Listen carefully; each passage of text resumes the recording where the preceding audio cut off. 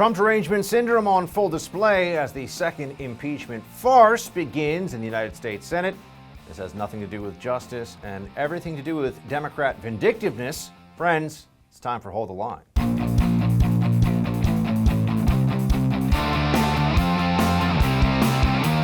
The Senate has a solemn responsibility to try and hold Donald Trump accountable for the most serious charges ever levied against a president. Those who say, let's move on, that brings unity, are false. Welcome to Hold the Line. I'm Buck Sexton. Senate Majority Chuck Schumer there telling people that as the second impeachment trial of now former President Trump begins, we should see this as the most serious charges ever. Trump has been charged by the House of Representatives with inciting the January 6th riot, which the left has taken to calling an insurrection. Trump now holds the distinction of being the first ever president impeached twice, as well as the first to go through this process after leaving office. In order to protect our democracy, you see, Democrats are making a mockery of it. They insist this is necessary because Trump's a uniquely evil and dangerous figure in American history. He's worse than Hitler, and he's orange. There's a much simpler explanation for a repeat performance of this congressional absurdity. Trump broke the libs. From the start, everything about Donald Trump as president was an affront to Democrats. They abhorred his policies and his vision for the future. They detested his MAGA slogan, his roughness with journalists on Twitter, which was amazing, and his constant goading of our fraudulent ruling class. They don't like people to know what's really going on. His refusal to bend the knee at the altar of political correctness was sacrilege. They even hated his hair. Opposition to Trump was never rooted in reasonableness, fairness, decency. Anything and everything was justified by Democrats to take him down. That's right, the Democrats, the deep state, and the corporate media were even willing to collude in the Russiagate hoax, a hoax that no sane person could have or should have believed, that became mainstream among Democrats, and it was meant to end Trump's presidency, to cause the ruination of his brand, and perhaps the imprisonment of Trump himself and his family. Remember the whole special counsel with Mueller, really run by Weissman? Remember the FISA warrants they took out on Carter Page, the informants on George Papadopoulos? All based on lies. But the left could care less about that. The only thing the Democrats are sorry about when it comes to Russia collusion is that it didn't entirely work. That the lie didn't get to its final destination. Unhinged anti-Trumpism at its core has always been a selfish tantrum of the elites, of the ruling class. They felt that one of their own, Donald Trump, was a little too effective in holding the mirror up to their incompetence and their vanity in front of the whole nation. You could see it. For the powerful within the political establishment, including, of course, the Mitt Romneyite wing of the GOP, Trump's 2016 win was an unpardonable sin. Now the Democrats in the Senate are hoping to conduct a kind of political exorcism because Trump's already gone. So is his spirit inhabiting the walls of the White House or of the Senate? This is going to be a clown show. We already see that. What exactly do they hope to achieve with this? No serious person believes the Senate's actually going to reach a 2/3 vote for conviction, at least not based on what we're hearing and seeing so far. Any Republican in a red state voting to convict Trump would be committing political suicide.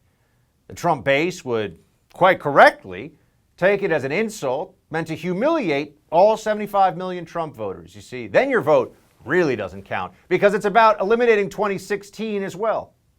It's like Trump never existed. That's really the point of all of this, the vindictiveness.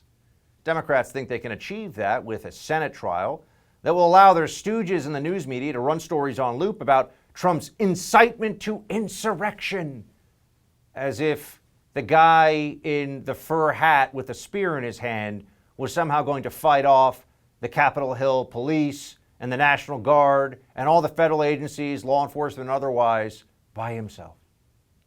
This is about narrative creation, though. It's not about the truth. It's about the destruction of the Trump brand going into the future. It's definitely not about what is best for the country, for justice, for the Constitution. Liberals, the Constitution. It's funny, isn't it, when they talk about it? Nobody even remembers what the first farce impeachment was about. Or they went after Trump based upon a phone call with Zelensky where he said something about Hunter Biden. I didn't realize there was a special statute in federal law that said you're not allowed to mention the name of somebody who very clearly was selling influence to his former vice president dad to foreign governments, including opposition governments like China. Or you can think that his genius was what they were paying him all that money for. That impeachment didn't go anywhere. And you also remember that it happened right when the government could have been focused on the coming tsunami from, of course, COVID-19. Well, what was the federal government stuck on at that point in time? What was Congress doing, thanks to Nancy Pelosi? Talking about removing the president from office for a phone call. That's right. They changed the crime that he was accused of so many times, it's not even clear what they thought it was. In the beginning, you'll remember, during impeachment 1.0, they said it was a campaign finance violation. That's right, because Zelensky was giving effectively an in-kind donation by investigating his chief rival, Trump's chief rival, Hunter Biden, Joe Biden's son, Hunter Biden, as some kind of a campaign contribution. This was ridiculous. But that impeachment faded out of everyone's mind. This impeachment will fade as well. You know what's going to linger, though? The recognition that former President Donald J. Trump drove much of the Democrat Party insane, and that psychosis, unfortunately, will continue to define much of the Biden agenda and the Democrat Party for years to come. All right, when we come back, we'll have more on the second impeachment of Donald Trump with the chairman of the American Conservative Union, Matt Schlapp. Take me up on this recommendation right now. Go visit doneforyoubuck.com and you can learn more about my friends at Done For You Real Estate. If you haven't checked them out yet, let me make this easy for you. These guys have found a very simple, straightforward way to make real estate investing something that you can do. And their system flat out works. I do it myself. It allows everyday, hardworking Americans to finally own investment real estate without all the risk and the difficulty of doing it on your own.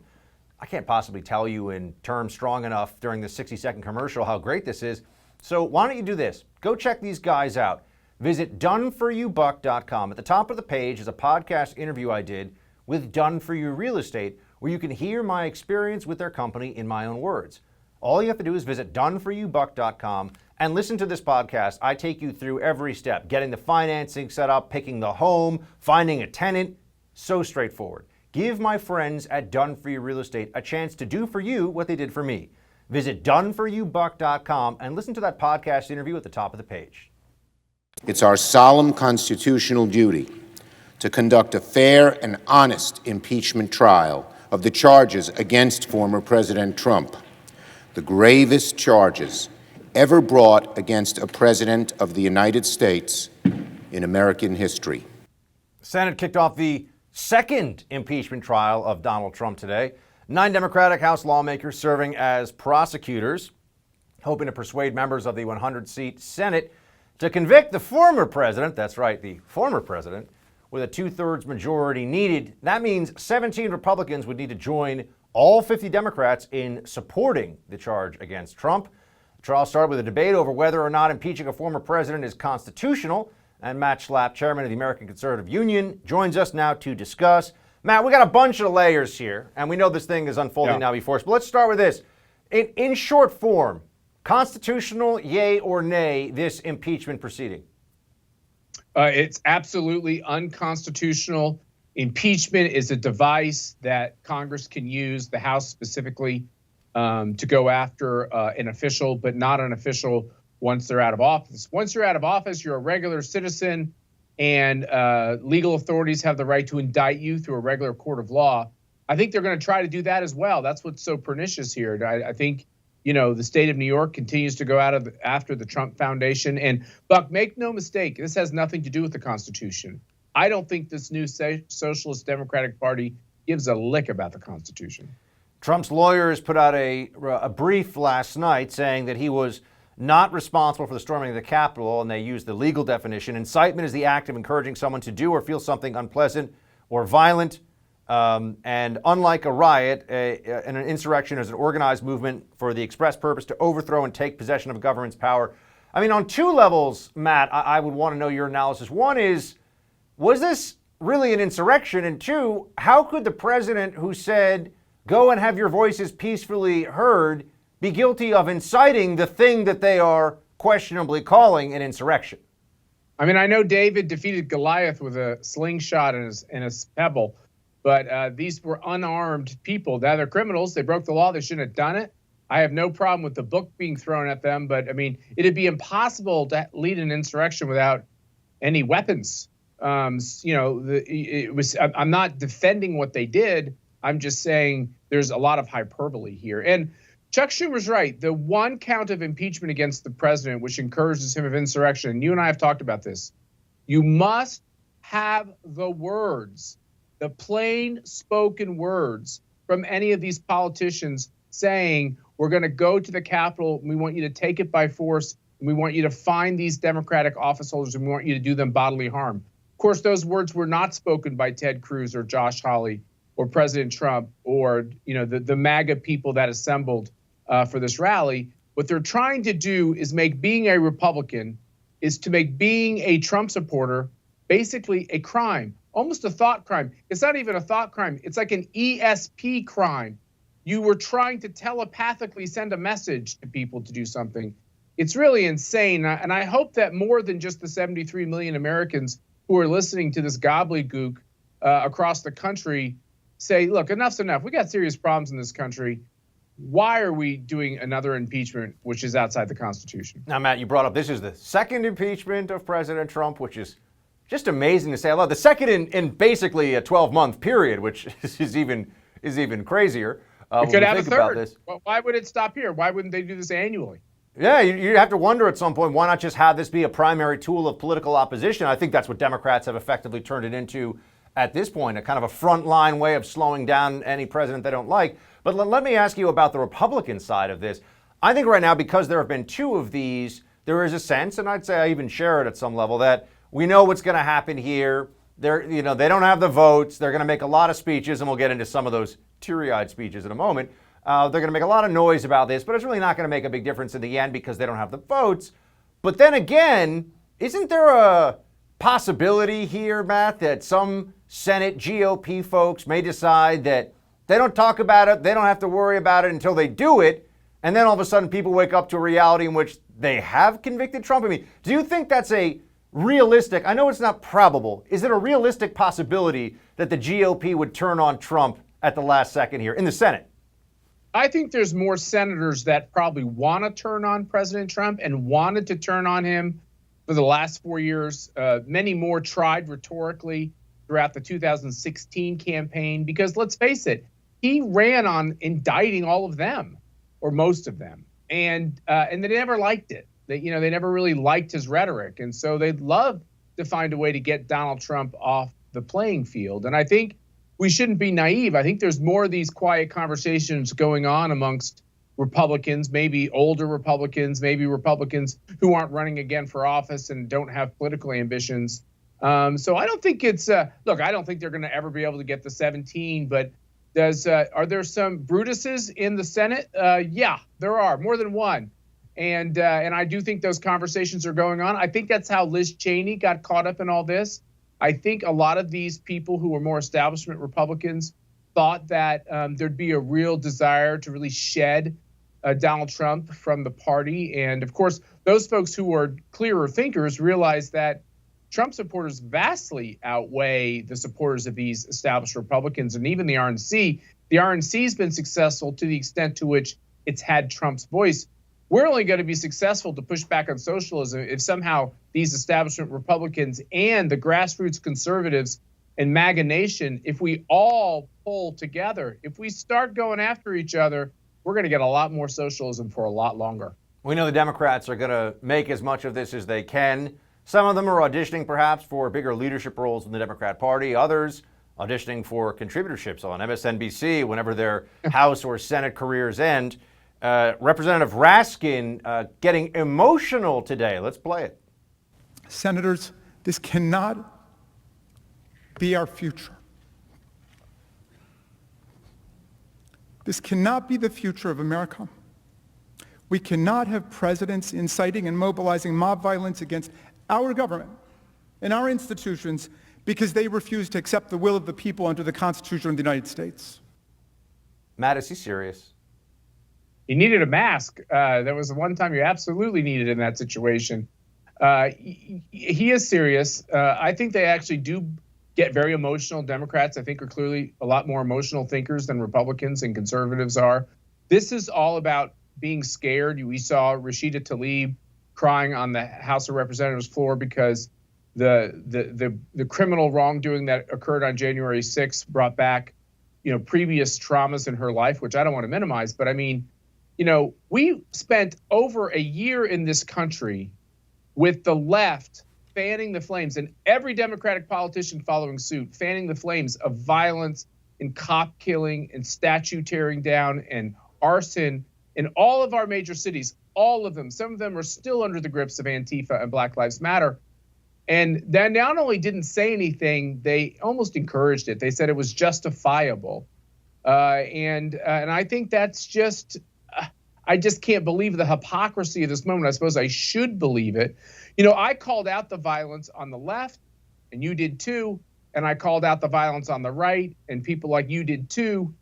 But the Democrats are not calling out the violence that continues to grip our big cities. If we don't turn from these acts of violence and they become just kind of acceptable, we're in a big trouble. And if this congressman and other members of Congress feel like they're going to shut down conservative voices because we're insurrectionists or Democratic terror or domestic terrorists, or as Nicole Wallace said on MSNBC, we ought to go to the root of this and use drones to take these people out. I mean, seriously, this is look. I don't want to quell her ability to say crazy things, but that's crazy. We can say when it is crazy, and that is full on insane. And there are a lot of Democrats. I mean, I'm calling this the trials of the Trump deranged. There are a lot of Democrats that really need some therapy more than anything else. Matt, real quick before we let you go, folks who want to get tickets to CPAC in Orlando in a couple weeks, where do they go?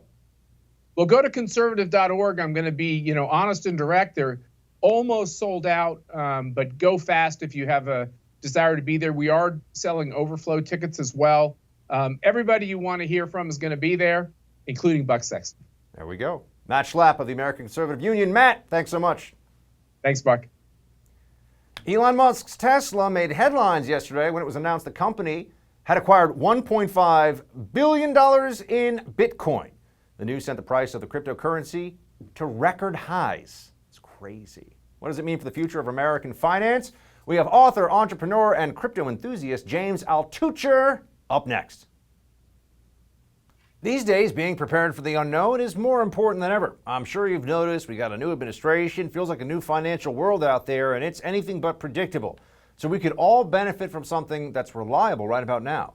What could be more reliable than real gold and silver? I'm talking about real gold and silver you can actually hold right in your hands. Call the Oxford Gold Group right now and learn how easy it is to get real gold and silver sent securely directly to your home, or how you can have real gold and silver placed in your IRA or 401k. I've bought real gold and silver from the Oxford Gold Group. You should too. This is who you should go to. It's who you should trust. Call them right now, 833-600-GOLD, and ask for your free guide on owning gold and silver. Again, call the Oxford Gold Group right now, 833-600-GOLD. The Oxford Gold Group is the only gold company I trust. So just give them a call, 833-600-GOLD. One more time, that's 833-600-GOLD. The Oxford Gold Group. Check them out today.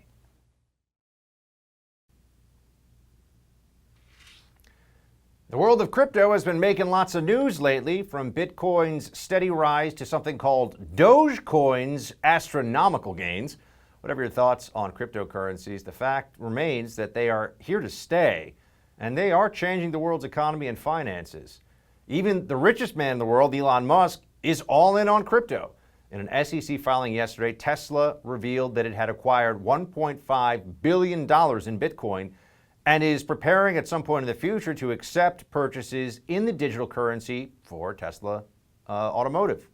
Is this the first of many such announcements? Will we be able to go into our local grocery store and buy Quaker Oats in Ethereum? Sounds crazy, right? But it's really not. Here for more is the author of Skip the Line, Entrepreneur James Altucher. James, great to see you. Buck, great to see you. Always have such a fun time on the show. Thanks for inviting me. So tell me, my friend, crypto. What is going on here? Because there are people, you talk to people in the world of finance, you talk to people that some say this is the biggest bubble ever, it's nonsense, it's nothing, and others say, no, this isn't even just about an asset class, this is about a technology that's going to change the world. Can you just take us into, well, what is a cryptocurrency? I mean, tell the folks at home what they need to know about this. Well, a cryptocurrency basically is a piece of software that acts like currency. And the problem with crypto is that it's actually somewhat difficult to explain, but a better way to look at it is, what is a dollar bill? A dollar bill is a piece of paper that when you spend, let's say you want to send money to your family overseas, you got to go to your bank, then it goes to the local reserve bank, then it goes to the Federal Reserve, then it goes through the SWIFT international wiring system, then it goes through the whole banking system in this other country. And so you get fees charged every step of the way. There's potential for human error. There's potential that the currency that you have or the currency you're changing into is manipulated by the government. With crypto was a solution to all of this. It's a way that I can transfer money to you, Buck, without the interference of a bank, without the government knowing about it. I could. There's no money printing. So a big problem with the dollar is that the Federal Reserve today could print up a bunch of dollars and we wouldn't know. The dollars in your pocket will have worse value because the supply goes up so much. Bitcoin has there's only going to be 21 million Bitcoins in the history of Bitcoin. That number cannot possibly go up because it's all directed by software. And so Bitcoin also there's no potential for forgery, or like if I send a coin to you, it's tracked on something called the blockchain. So it's verified that this is a real coin and our transaction is real. So there's so many problems that it solves in the dollar that's why it has value. But what's the real reason why it's going up right now? It's because, and some people think Bitcoin is like a hedge against inflation, just the way gold supposedly is. But actually, if you look at whenever Bitcoin has gone up, Bitcoin goes up whenever there's political uncertainty. On January 6th, when the Capitol Hill was taken over, Bitcoin shot up huge. I mean, it kind of hasn't stopped since January 6th. And when the U.S. left the Iranian nuclear accords, an enormous amount of money fled Iran and went into Bitcoin. When Argentina banned Bitcoin, an enormous amount of money in Argentina fled into Bitcoin. So whenever there's political uncertainty, Bitcoin always goes up. And now the U.S. had political uncertainty for really the most intense political uncertainty in 100 years. And so that's why Bitcoin's been shooting up the way it's been pretty much since the pandemic started, but also very much so since January 6th. So what does someone like Elon Musk, when he's talking about, I mean, obviously his company Tesla has taken out or invested $1.5 billion into Bitcoin, essentially trading their dollars for Bitcoin. What does he see and what do people like him see as the future of this? Because people start talking about decentralized finance and a very, what feels like a very different financial world from where we are now as a result of Bitcoin and cryptocurrencies like it. Yeah. So first off, Elon sees several things. One is he doesn't like the fact that Congress is talking about taking his money. You know, there's all this stuff about, even Mayor de Blasio in New York City talks about we need to redistribute wealth. Well, Elon Musk doesn't like hearing that. And so the more money that's in Bitcoin for him, the less the money can be taken. You cannot take someone's money if it's in Bitcoin. It's not like stealing someone's wallet and you get the dollars in the wallet. That money is protected by algorithms that even the smartest computers can't figure out. So it's, on the one hand, it's protecting his own money. On the other hand, it also is, like I said, a hedge against inflation. So when the Federal Reserve is printing all this money in these bailouts, we don't really know if the dollar is going to experience some form of hyperinflation like in 1920s Germany or in Zimbabwe or in 1997 Russia. We just don't know. I don't think it will have hyperinflation like that, but better safe than sorry. I think when the bailouts started happening, everyone breathed a sigh of relief that at least there's Bitcoin, because it's really disconnected from the financial system in ways that gold's not even disconnected from it. The other thing is, and this is really important, there's $150 trillion of paper currency in the world. 150 trillion. And actually, add 19 trillion to that, because since the pandemic started, 19 trillion extra dollars were printed all around the world. And that's a lot of money. There's Bitcoin, there's $800 billion worth of Bitcoin. So the theory is, if Bitcoin starts to take over some percentage of the world's money supply, which it's already starting to do, I mean, just Tesla saying they're going to accept Bitcoin as currency. The deli down the street accepts Bitcoin as currency. So if it replaces part of that $150 trillion, that's not a $40,000 price. That's a $4 million price per Bitcoin. Even if it replaces just 2% of the world's supply of Bitcoin, you're talking about $150,000 to $200,000 price for Bitcoin. So if you think there's a reasonable chance Bitcoin could be 1% of the world's currency, Bitcoin's a huge, massive buy here. I think the Winklevoss twins, the guys who were, they were in the social network about Facebook. Yeah, they own a lot of Bitcoin. They wrote a report saying they think conservatively Bitcoin's heading in the short term to 500,000. And they were specifically conservative. I think they didn't want to seem as crazy, but you could read between the lines. They think it's going much higher. And they make basically a similar argument. What do you think about all these other cryptocurrencies? Because that's where I think a lot of people start to get confused and say, hold on a second. There's this Dogecoin, which is like a Shiba Inu mascot for a crypto coin that Elon Musk also tweeted about. And everyone goes, oh, we got to buy Dogecoin now. And there's Ethereum and there's Litecoin. And I can't even begin to name. There's hundreds of these coins. Yeah. Do they all have value? No. And so I even in 2017, I went on CNBC and I said 95% of these what's called altcoins, alternative coins, are gonna disappear, and that's more or less what's happened. But Dogecoin is a funny one because that coin was made just to be fake. Like the guy he made a joke and made that coin, so it's weird that it's going up. It's kind of like how GameStop went up, but. I don't like any of the other coins, to be honest. Ethereum has some good stuff going on, but I don't like it as a currency. If you want to buy crypto, if you're new to crypto and you just want to get your feet wet, Bitcoin is the safest one. It's the biggest. It's the oldest. It's not even the most sophisticated, but it's the most used. And as a safe haven, again, if here's the way I look at it. If you think 1% of the world's currency is going to be Bitcoin, then put 1% of your portfolio in Bitcoin. If you think 10% of the world's currency is going to be Bitcoin, put 10% of your portfolio there. Don't go crazy. Don't use it as a get-rich-quick scheme. But there is value here. It is the first digital currency. It solves many problems. It would take a while to explain all the problems of the dollar, but we know many of them. The possibility for hyperinflation. We got to get a full-on podcast with you on this one, James. We'll have you on the radio show. We'll do a big podcast on this one because I want to get into more detail. But thank you for the overview and also to explain what's going on with Elon and Tesla, because now people got to pay attention. They may not care about Bitcoin, but Bitcoin cares about the dollar and therefore the economy. So James, and the important. Wait, we got to bounce now, James. But we do it. Wait, go one more thing if you want to go ahead. Yeah, the important thing is with someone like Elon Musk buying, that means there's going to be a lot more demand. And again, supply is limited. It's capped. You cannot increase the supply. What happens when demand goes up but supply stays the same? Price goes up. Give you basic Econ 101 here with Professor Altucher. Good to see you, James. Thanks so much. Thank you, Buck. Thanks. The World Health Organization makes a big announcement about the origins of COVID-19, but do they have it right? More on that with Gordon Chang right after the break.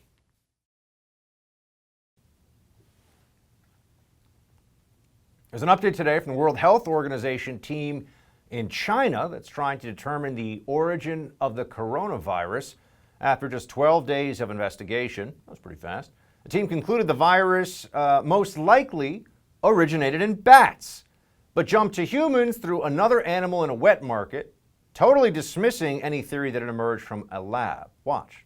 All the work that has been done on the virus and trying to identify its origin continue to point towards a natural reservoir of this virus and similar viruses in bat population. However, the findings suggest that the laboratory incident hypothesis is extremely unlikely, and to explain the introduction of the virus into the human population.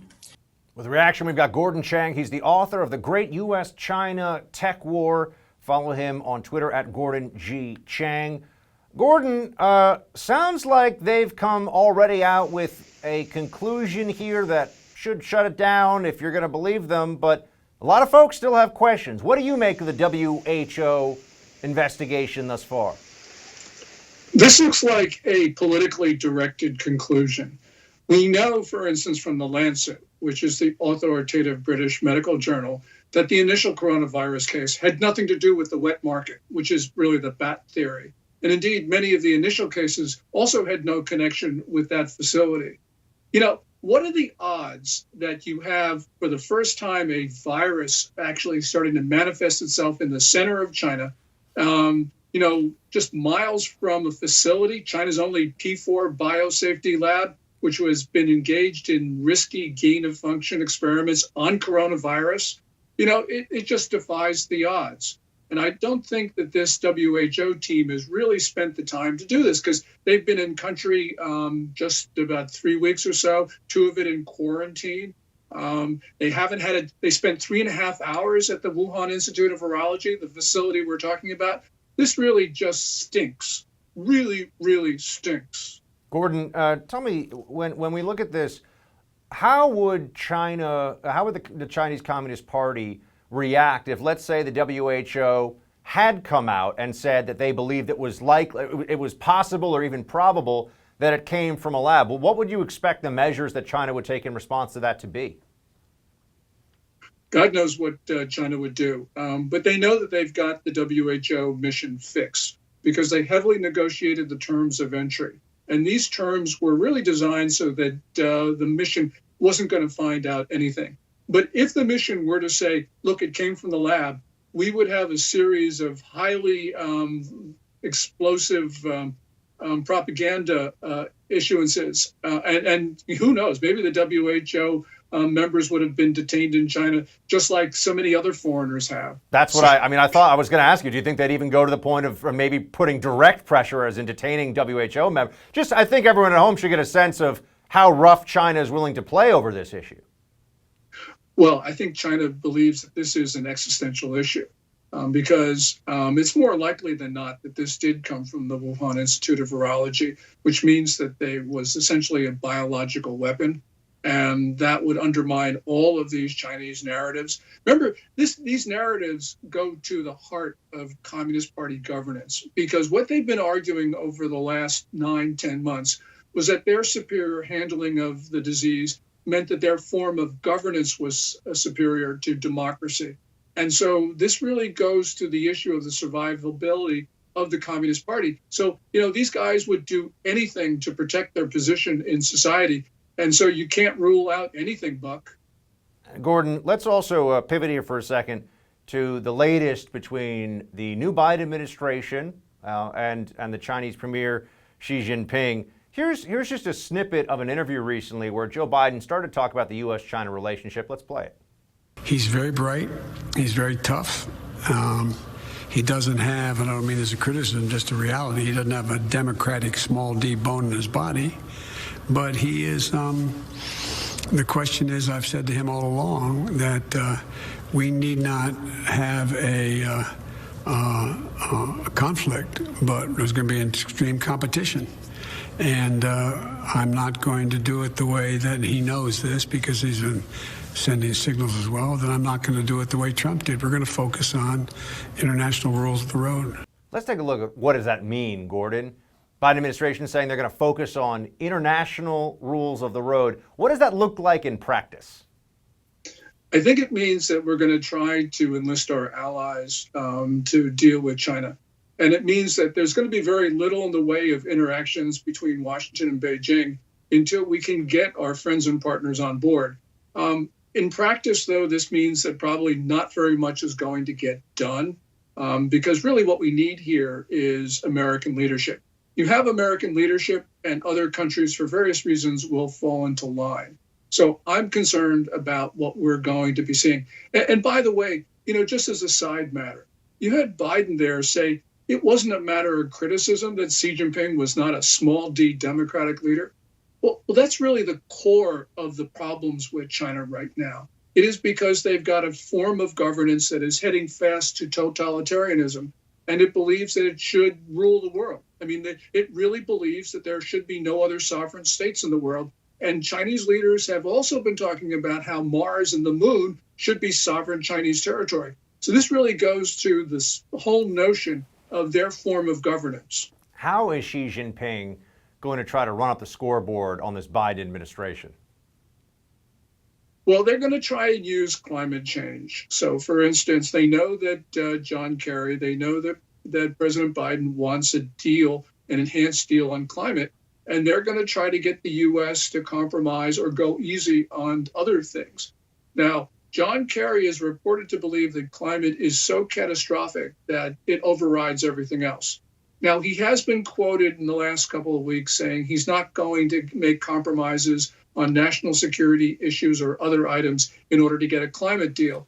But that's precisely what he's going to do from all indications, because that's what these guys have done in the past. If you look at what they did with Iran, for instance, they went easy on all sorts of things with Iran to get to the 2015 Joint Comprehensive Plan of Action. So I think that really is the model of how they're going to deal with China. So we should all be extremely concerned. Gordon, thanks so much. As always, everyone follow Gordon on Twitter at Gordon G. Chang and check out the great U.S.-China Tech War. Get it on Amazon or wherever you buy it. Thanks so much, Gordon. Thank you, Buck.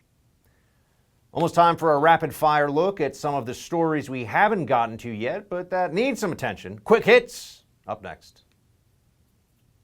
You never thought COVID could actually cost you your home, right? Well, it kind of can, because cybercrime is up 75%. And when it comes to your home, by far the most serious cybercrime is home title theft. That's right, cyber criminals, foreign and domestic, are now after our homes, and it's easier than you'd think.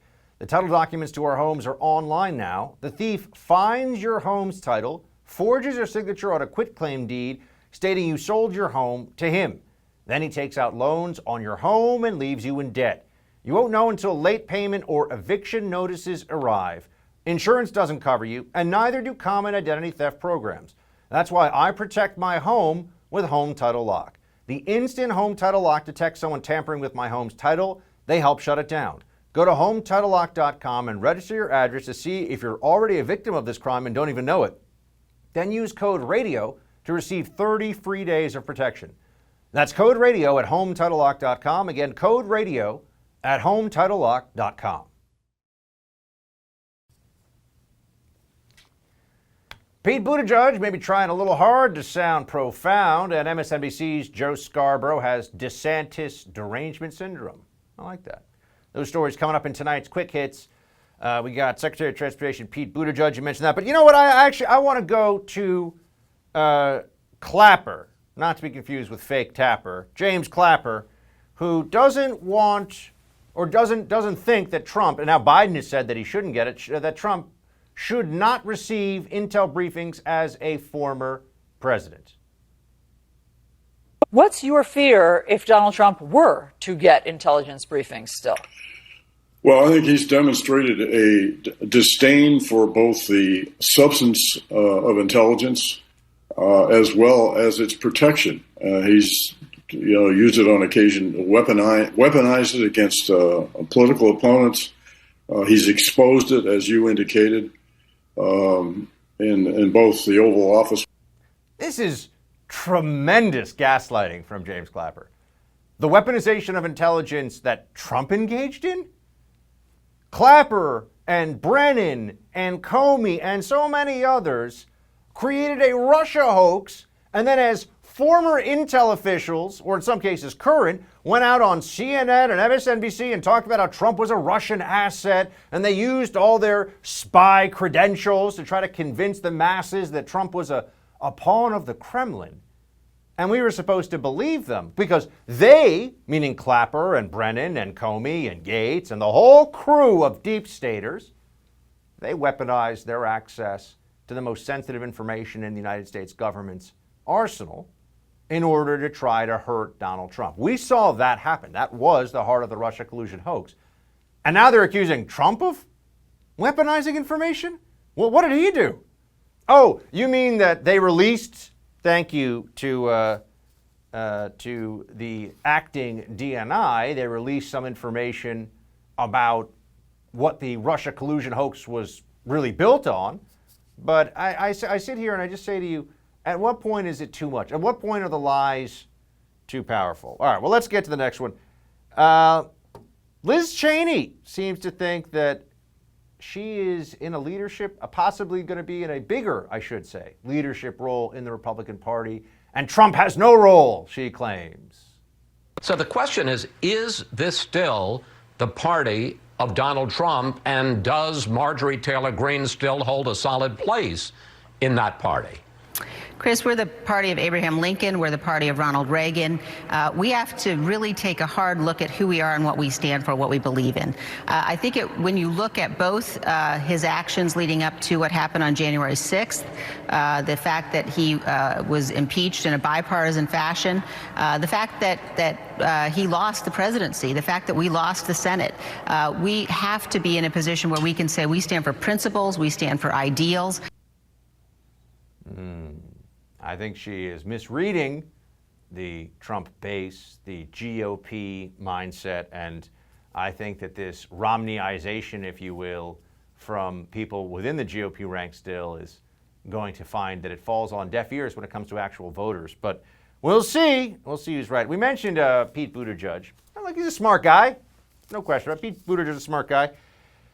But he's got some ideological stuff that I can't really agree with. And not that this one's particularly important, but this has to do with roads. I think roads are really for cars. Now, sure, there are bike lanes, and those are for bikes. And should we have as many as we do? Not in major cities, but alas, here we are with lots of cities with tons and tons of bike lanes. Fine, fair enough, to each his own. But are we going to take roads and make them for people on bikes and people walking too? It seems like the Secretary of Transportation thinks so. What's the biggest way that transportation has been permanently changed by the pandemic? It's too soon to know for sure, but I think it's safe to say that our old patterns of life, the 9 to 5, Monday through Friday commuting patterns, are not going to be exactly the same. Yeah, and so how might that change what your staff does? We think trains, planes, and automobiles, but what about bikes, scooters, wheelchairs for that matter? Those are things you plan to pay more attention to? Absolutely, yeah. Look, roads aren't only for vehicles. We got to make sure that pedestrians and individuals and bicycles. Pedestrians, bicycles. I got to tell you, bicyclists in cities in those bike lanes, I don't know what it is. It's something in the water. They are very aggressive, kind of militant bicyclists is what you end up dealing with. I'm just saying, I just speak the truth. Speaking not the truth would be Joe Scarborough on DeSantis, the governor of Florida. Let's hear that.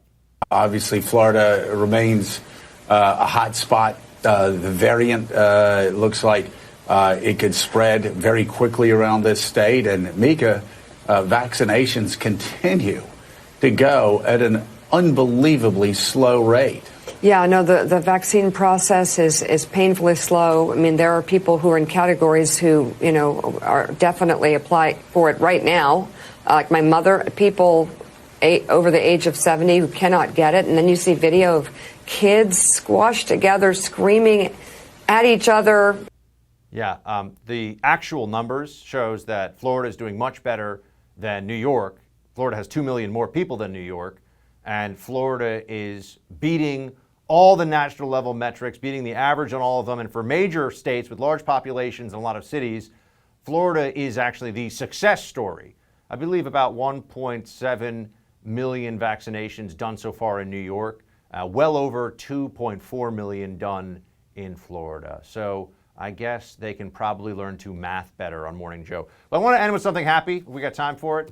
This is just the best thing you'll see anywhere on the internet, anywhere all day. Play it. Mr. Ponton, I believe you have a filter turned on in the video settings. You might want to take we're trying to. Can you hear me, Judge? I can hear you. I think it's a filter. It is, and I don't know how to remove it. I've got my assistant here. She's trying to, but I'm prepared to go forward with it. I'm here live. I'm not a cat. I can see that. I am not a cat. That's it for tonight. Hold the line. The No Spin News with Bill O'Reilly is up next. Shields high.